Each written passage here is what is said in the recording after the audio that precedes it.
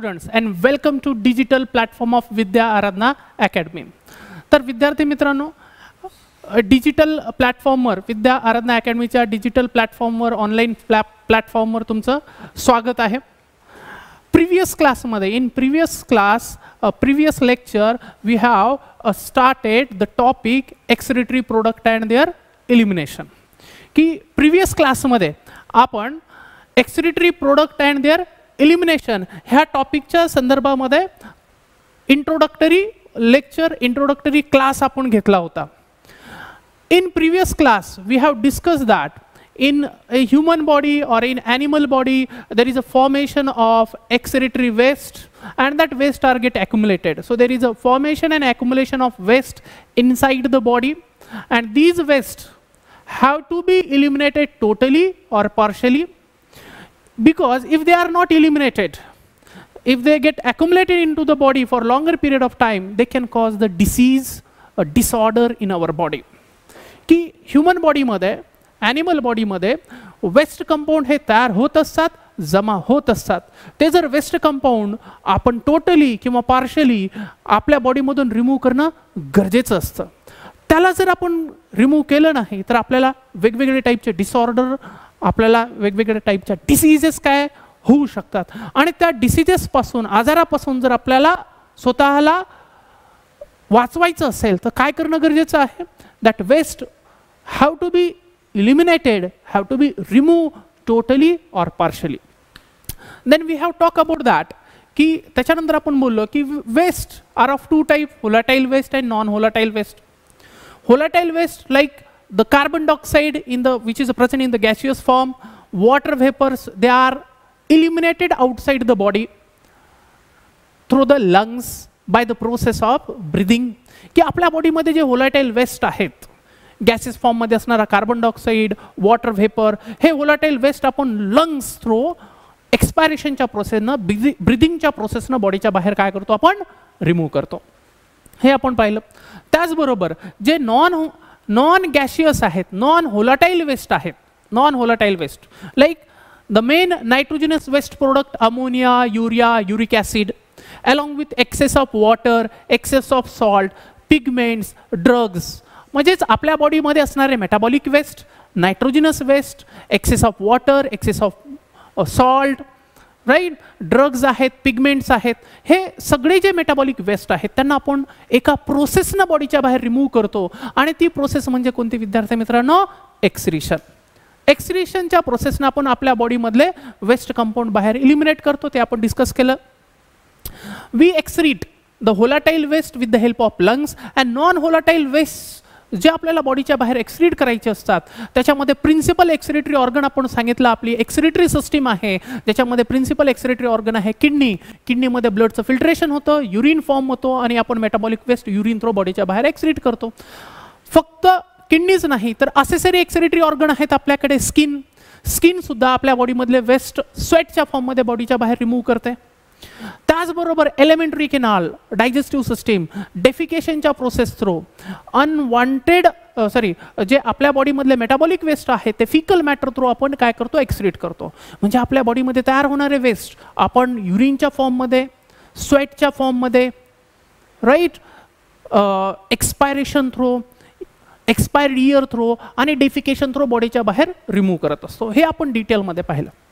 Now in today's class we will move forward, we will discuss more about the excretion. आजच्या लेक्चरमध्ये आपण further एक्सक्रिशनच्या बाबतीमध्ये डिटेलमध्ये आपण काय करूया विद्यार्थी मित्रांनो, चर्चा करूया.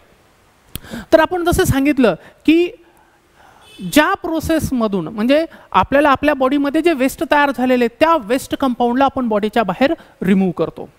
आणि रिमूव्ह करणं म्हणजे वेस्टला बॉडीच्या बाहेर रिमूव्ह करणं हे खूप गरजेचं आहे आणि ते करतो आपण एक्सक्रिशनच्या प्रोसेसनं. मग पुढचा प्रश्न आपल्या काय पडेल, आपल्या माइंडमध्ये पुढचा प्रश्न असा येईल की नेक्स्ट क्वेश्चन इज दॅट की एक्सक्रिशन आणि डेफिकेशन हे सेम आहेत का? एक्सक्रिशन आणि डेफिकेशन ह्या ज्या प्रोसेसेस आहेत त्या सेम आहेत का त्या वेगळ्या आहेत का? असं का वाटू शकतं आपल्याला? असं वाटण्याचं एक कारण आहे काय की डेफिकेशनच्या प्रोसेसमध्ये सुद्धा आपण आपल्या बॉडीमधलं वेस्ट बाहेर रिलीज करतो. एक्सक्रीशन मध्ये पण वेस्ट काढतो. म्हणजेच आपली सुरुवातच अशी होती की बॉडीमधले वेस्ट इलिमिनेट करायचे, एक्सपेल करायचे, रिमूव्ह करायचे. तर दोन्ही प्रोसेसमध्ये काय निघतं? वेस्ट निघतं. तर प्रश्न आपल्या मनामध्ये येणं साहजिक गोष्ट आहे.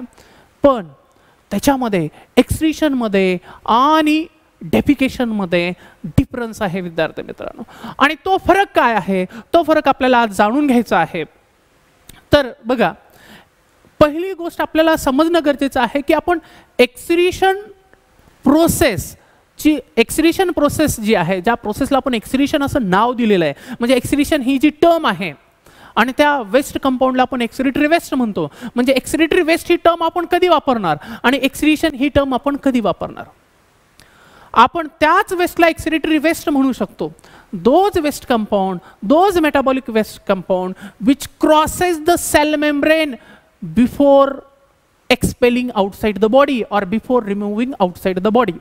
म्हणजे जे कंपाऊंड बॉडीच्या बाहेर, शरीराच्या बाहेर इलिमिनेट होण्याच्या अगोदर, रिमूव्ह करण्याच्या अगोदर जर ते सेल मेम्ब्रेनला क्रॉस करत असतील, बायोलॉजिकल मेम्ब्रेनला क्रॉस करून बॉडीच्या बाहेर इलिमिनेट होत असतील, त्यावेळेसच त्या कंपाऊंडला आपण एक्सक्रिटरी वेस्ट असं म्हणणार.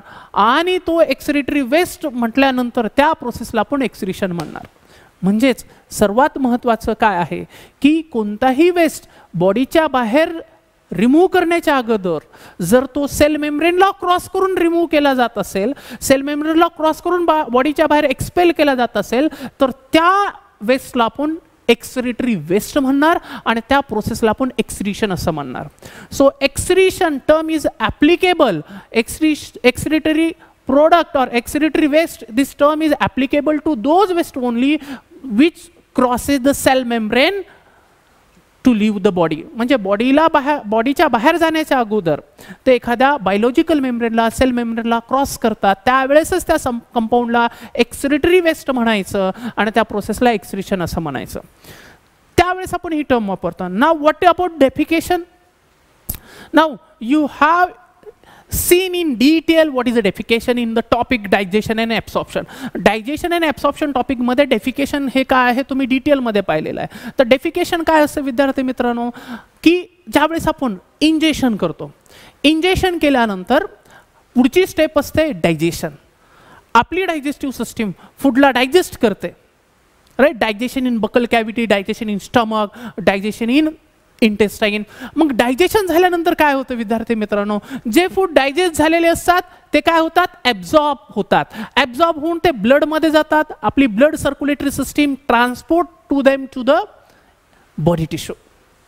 नाव what about the undigested food? सगळंच फूड डायजेस्ट होतं असं नाही. जे फूड डायजेस्ट होतं ते ॲब्झॉर्ब होतं आणि जे डायजेस्ट होत नाही त्याच्याबद्दल काय? The undigested food, right. The undigested food is converted into, or collectively we call, the fecal matter or feces that form into the large intestine. So आणि ते जे फिकल मॅटर असतं जे लार्ज इंटेस्टाईन मध्ये तयार होतं. So process of expelling, process of removing, right, the faecal matter outside the body, that process we call defecation. म्हणजे ज्या प्रोसेसमध्ये फिकल मॅटरला आपण बॉडीच्या बाहेर रिमूव्ह करतो, इजेस्ट करतो. So process of egesting the faecal matter that we simply call defecation.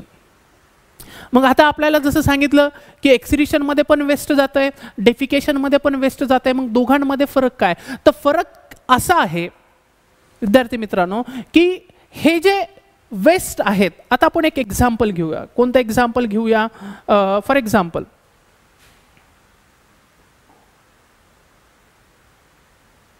Okay, आपण युरियाचं example घेऊ. युरिया कुठं तयार होतो आपल्याला माहित आहे. युरिया तयार होतो लिव्हरमध्ये, हिपॅटोसाइट सेलमध्ये.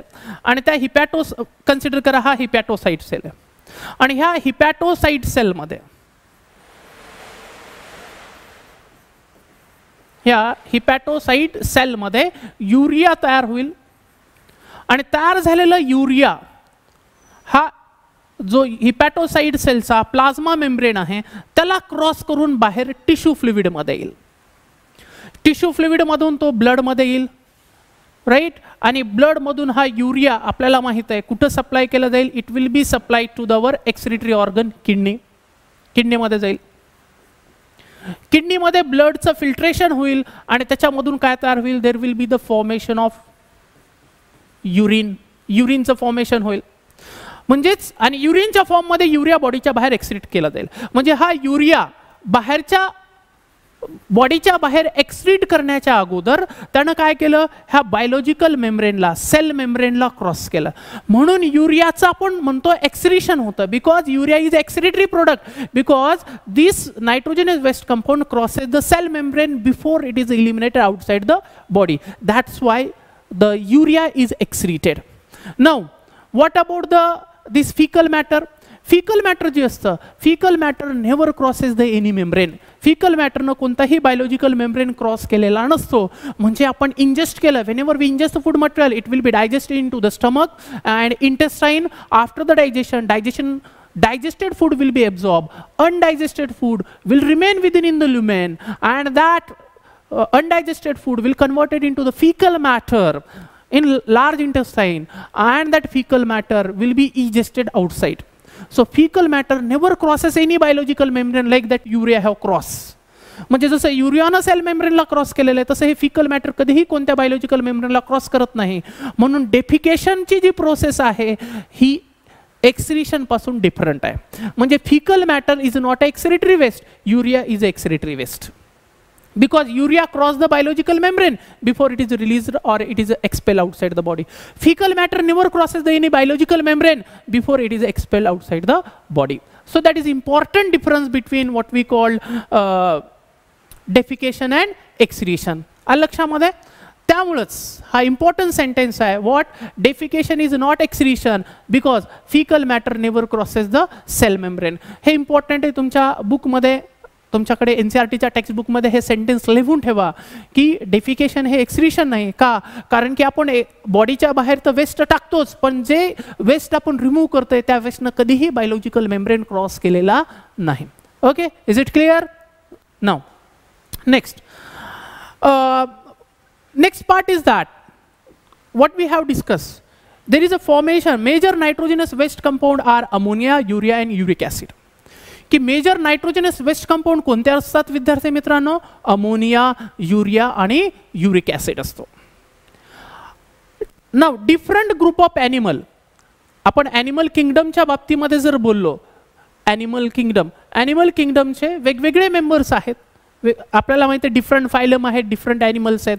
So different animal expel the different nitrogenous compound, nitrogenous waste compound. म्हणजेच की वेगवेगळे ॲनिमल वेगवेगळा नायट्रोजनस वेस्ट कंपाऊंड काय करत असतात? एक्सपेल करत असतात, बॉडीच्या बाहेर रिमूव्ह करत असतात.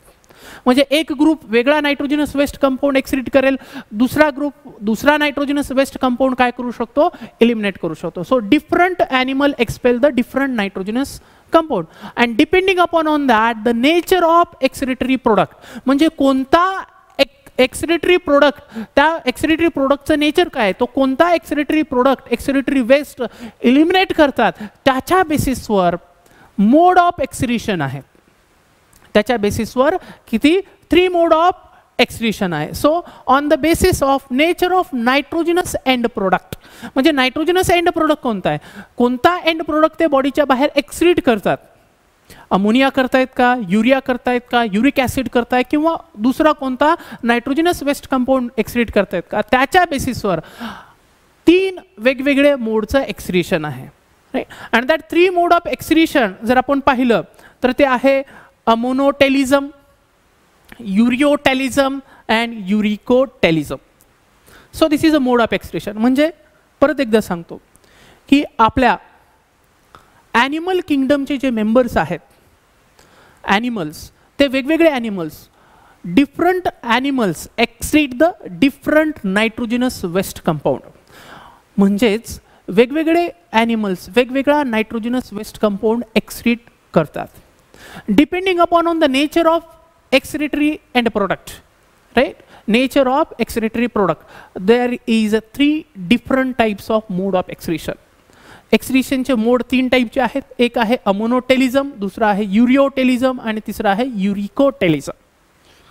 अमोनोटेलिझम म्हणजे काय? म्हणजेच हे एक्सक्रीट करतायत अमोनिया म्हणून त्याला अमोनोटेलिझम असं म्हणणार. युरोटेलिझम कुणाला म्हणणार आहे? A group of animal which excrete the urea, that's why they are called ureotelic animal. That phenomenon is known as ureotelism. आणि जे nitrogenous waste compound uric acid excrete करतील त्यांना आपण काय म्हणणार? Uricotelic animal, and that phenomenon is known as uricotelism. Got it? Now in detail we will talk about the ammonotelism. आपण सध्या अगोदर कशाच्या बाबतीमध्ये डिटेलमध्ये बोलूया?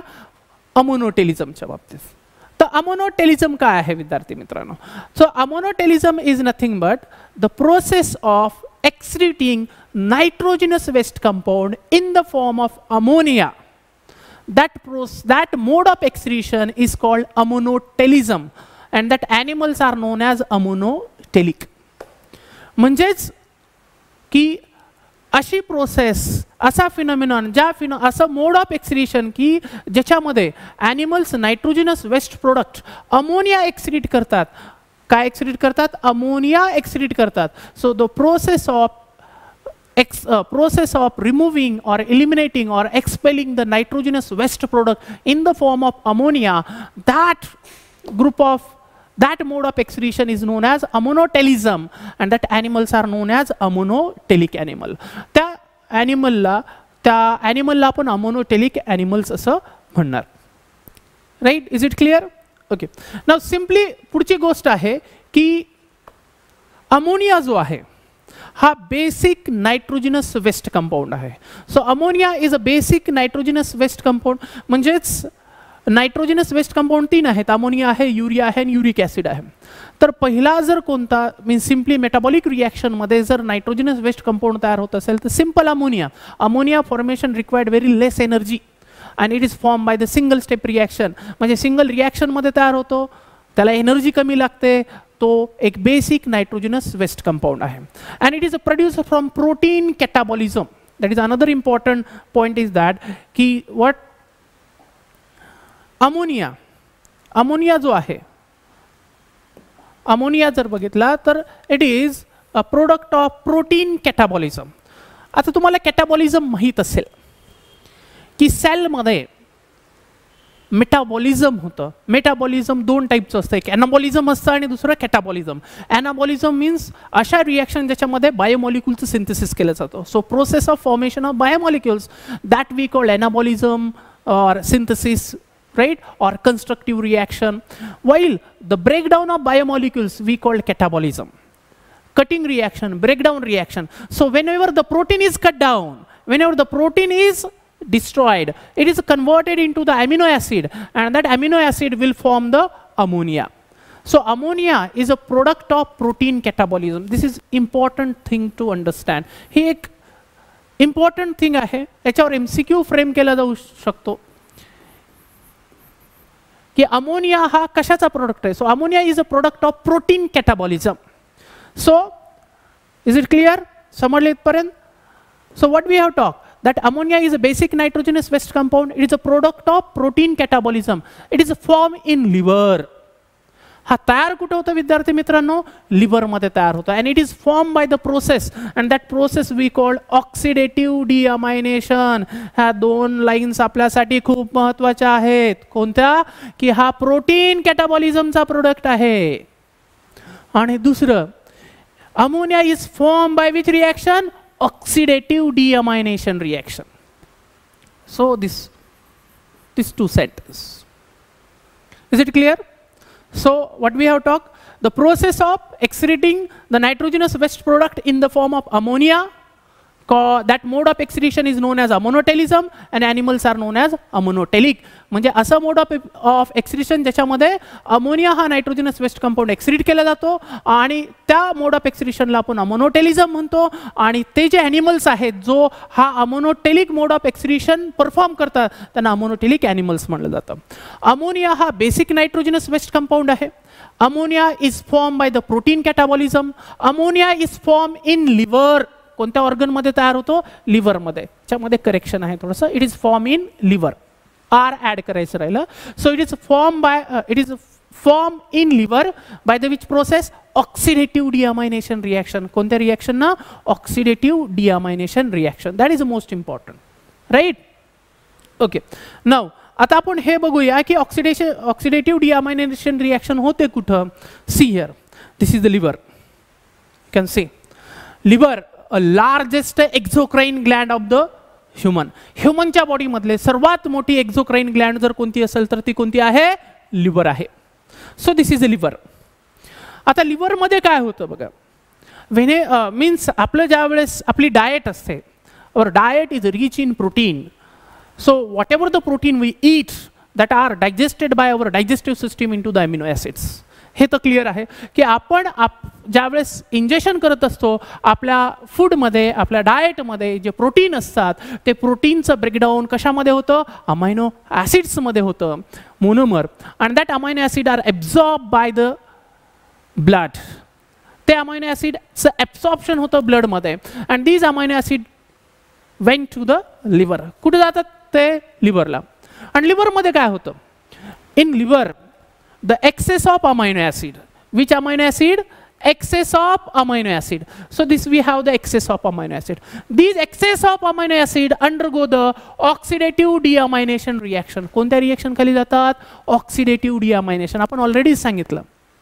So in liver excess of amino acid undergo the oxidative deamination reaction to form ammonia.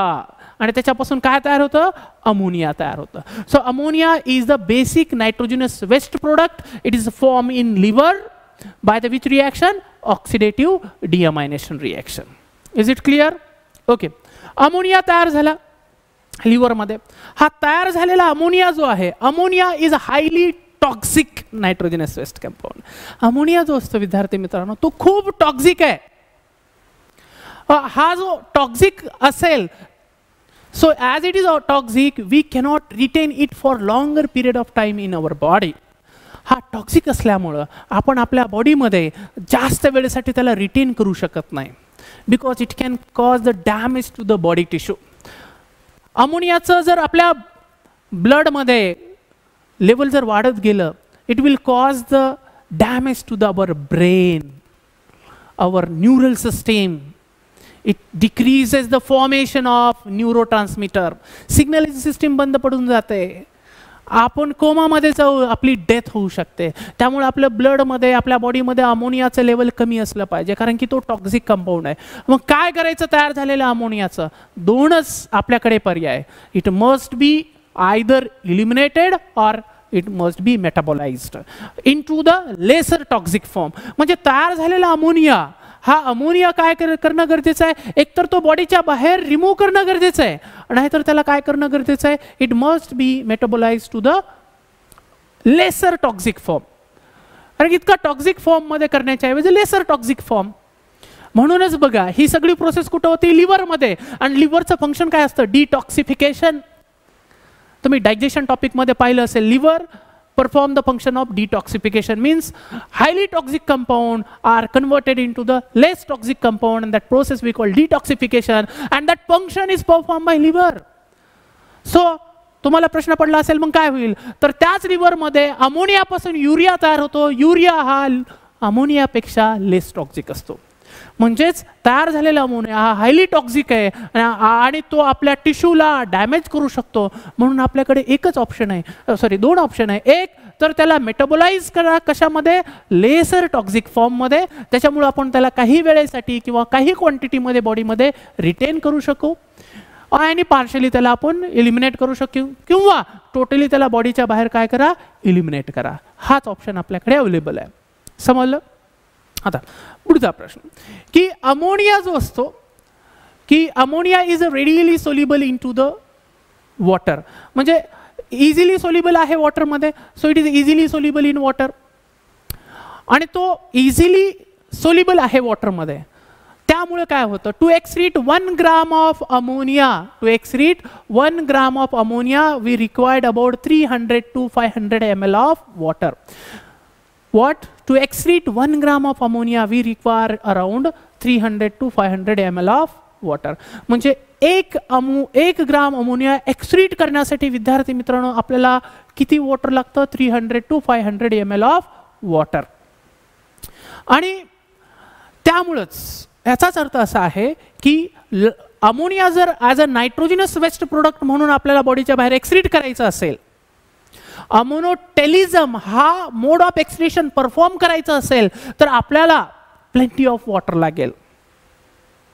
So that's why this ammonotelism mode of excretion is exhibited by this this performed by the animal which show the aquatic mode of life, or it is adaptation done in the only it is performed by the only aquatic animals.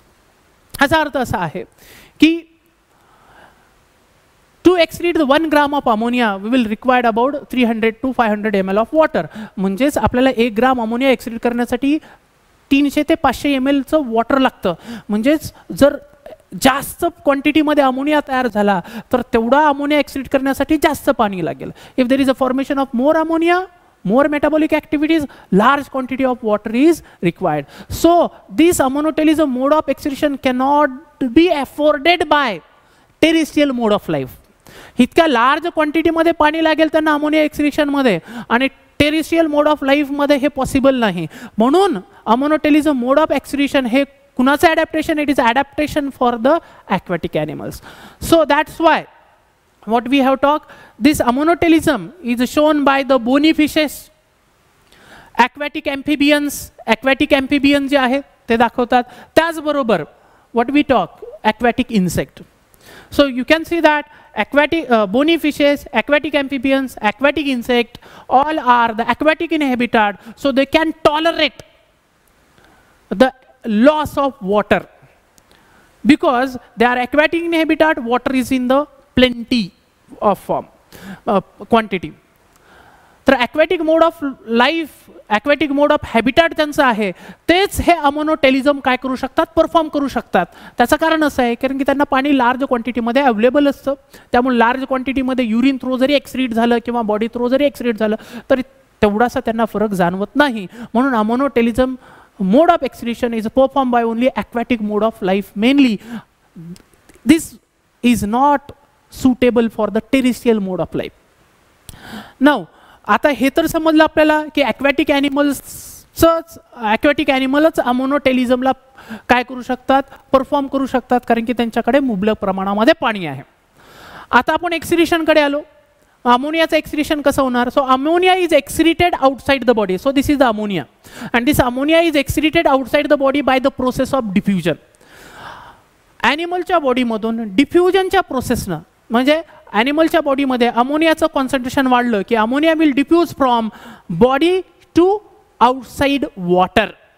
So ammonia is excreted by the diffusion process and it is excreted in the form of ammonium ion. म्हणजे पहिला sentence, ammonia is excreted by the diffusion. Ammonia is excreted in the form of ammonia is excreted in the form of ammonium ions. Ammonium ion च्या form मध्ये. Simply ammonia जो आहे तो ammonia excrete केला जातो कोणत्या प्रोसेसनं? डिफ्युजनच्या प्रोसेसनं. Second, ammonia is excreted in the form of ammonium ions. Now, which organ excrete them? कोणते organ त्यांना एक्सक्रीट करतात? So ammonia is excreted through the general body surface and the gill surface. Gill surface जे आहे ते gill surface सुद्धा काय करतात? त्याला एक्सक्रीट करतात फिशेस मध्ये. आताच आपण पाहिलं की ammonotelism is shown by the bony fishes, aquatic amphibians and the insects. तर ह्या ॲनिमलच्या बॉडी सरफेसवरून अमोनिया एक्सक्रीट केला जातो in the form of ammonium ions, right. फिशेसमध्ये गिल्स असतात, गिल सरफेस थ्रू तो काय केला जातो? एक्सक्रीट केला जातो. Now kidney do not have the significant role in excreting the ammonia. Ammonia excretion मध्ये किडनी सिग्निफिकंट रोल परफॉर्म करत नाही, कारण की ह्या ॲनिमल्समध्ये किडनी जी असते ते खूप प्रिमेटिव्ह फॉर्ममध्ये किडनी असते. नेफ्रॉन असतं, त्याच्यामध्ये माल्फिजियन बॉडी असतं, पीसीटी असतं, डीसीटी असतं, पण हेनलीज लूप नसतं. So they have primitive form of the nephrons. त्यांच्यामध्ये प्रिमेटिव्ह फॉर्म ऑफ नेफ्रॉन्स आहेत. हेनलीज लूप वगैरे ॲबसेंट असतं. किडनी हा खूप प्रिमेटिव्ह फॉर्ममध्ये आहेत. त्यामुळं किडनीचा रोल जो अमोनिया एक्सक्रीशनमध्ये आहे तो इनसिग्निफिकंट आहे, हे मात्र लक्षात ठेवा. सो NCERT मध्ये सेंटेन्स दिलेले, kidney do not play a significant role in the excretion of ammonia. तर हे झालं विद्यार्थी मित्रांनो अमोनोटेलिझमच्या बाबतीत. समजलं सगळ्यांना? तर पुन्हा एकदा सांगतो बघा, लक्ष द्या की अमोनोटेलिझम म्हणजे काय? The process of excreting the nitrogenous waste product in the form of ammonia is called ammonotelism, and animals are known as ammoniotelic animals. Then ammonia is a basic nitrogenous waste compound. Ammonia is product of protein catabolism. Ammonia, it is formed in liver. Ammonia is formed by the oxidative deamination reaction. The ammonia is highly toxic, hence it cannot be retained in the body tissue in the body for longer period of time, because it can cause the damage to the body tissue. So it must be either metabolized to the lesser toxic form or it must be eliminated. Ammonia is readily soluble in water. To excrete 1 gram of ammonia, we will require 300 to 500 ml of water. So large quantity of water is required to excrete the ammonia. Hence, ammonotelism mode of excretion is that mode of excretion is performed by the aquatic animals only. It is an adaptation for the aquatic mode of life. It cannot be afforded by the terrestrial mode of life. Then we have talked that ammonia formation require the lesser energy. Then we have talked that the ammonia is ammonotelism. This mode of excretion is exhibited by the aquatic animals like bony fishes. It is again by what we call bony fishes, then aquatic amphibians, and the what we call aquatic insect. So then we have talked that this ammonia is excreted in the form of ammonium ions. It is excreted by the process of diffusion. It is excreted through the general body surface. So ammonia is excreted by the diffusion process. It is excreted in the form of ammonium ion. It is excreted through the general body surface and gill surface. Kidney do not play a significant role in the excretion of ammonia. Got it? So this was regarding the ammonotelism. So अशा पद्धतीने आपण एक मोड of excretion discuss केलं विद्यार्थी मित्रांनो. Next session मध्ये regular classes मध्ये आपण दुसरा जो मोड ऑफ एक्सक्रीशन आहे ureotelism, uricotelism, that second means the animal which excrete the nitrogenous waste compound in the form of urea, we call them as an urotelic animal, and that mode of excretion is known as urotelism. त्याच्याबद्दल आपण डिटेलमध्ये discuss करूया. आतासाठी आपण येथेच थांबूया. Thank you.